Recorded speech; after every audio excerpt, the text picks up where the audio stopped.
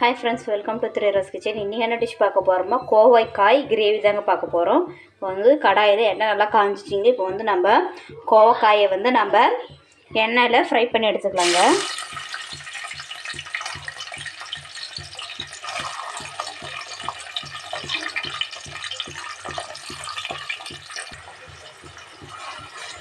நல்லா கொஞ்சம் சுருங்கி வரட்டும். கோவைக்காய் நம்ம நல்லா எண்ணெயில் ஃப்ரை பண்ணி எடுத்துக்கலாம். கோவைக்காய் நல்லா ஃப்ரை ஆகிடுச்சிங்க. இப்போ வந்து நம்ம வேறொரு பிளேட்டுக்கு நம்ம மாற்றிக்கலாங்க. இப்போ அதே எண்ணெயில் நம்ம 1/4 ஸ்பூன் ஜீரகம் ஆட் பண்ணிக்கலாங்க.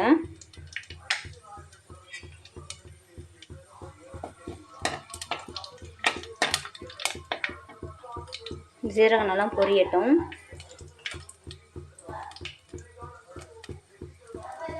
இப்போது நம்ம வெங்காயம் 100 கிராம் சின்ன வெங்காயம் ஆட் பண்ணிக்கலாங்க. 100 கிராம், 2 பச்சை மிளகா, கருவேப்பிலைங்க 1 கொத்து,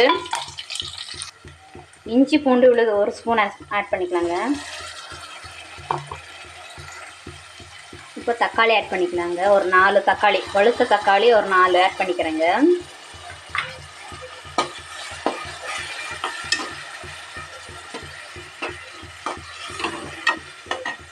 நல்ல மைய வேகட்டும். இப்போ பாருங்கள், தக்காளி நல்லா வெந்துருச்சுங்க. இப்போ வந்து நம்ம ஒரு 2 டேபிள் ஸ்பூன் பொட்டுக்கடலை மாவு ஆட் பண்ணிக்கலாம். நல்லா எண்ணெயிலே நல்லா பச்சை வாசனை போகிற வரைக்கும் நம்ம நல்லா ஃப்ரை பண்ணிக்கலாங்க.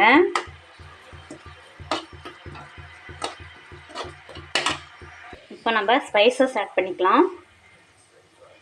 ஒரு 1/4 ஸ்பூன் மஞ்சத்தூள், 1/2 டேபிள் ஸ்பூன் மிளகாய்த்தூள், மல்லித்தூள் 1 ஸ்பூன் ஆட் பண்ணிக்கலாங்க. நல்லா ஃப்ரை பண்ணிக்கலாம். எண்ணெயிலே நல்லா பச்சை வாசனை போகணுங்க. நல்லா ஃப்ரை பண்ணி எடுத்துக்கலாம். ஒரு 1/2 டம்ளர் தண்ணி ஆட் பண்ணிக்கலாங்க.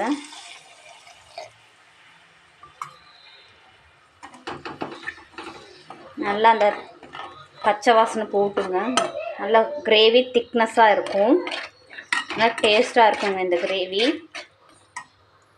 நல்லா கொதிச்சிச்சு. இப்போ வந்து நம்ம எண்ணெய் பிரிஞ்சு வந்துச்சுங்க. இப்போ வந்து எண்ணெயில் வறுத்து வச்சா கோவைக்காயை ஆட் பண்ணிக்கலாங்க.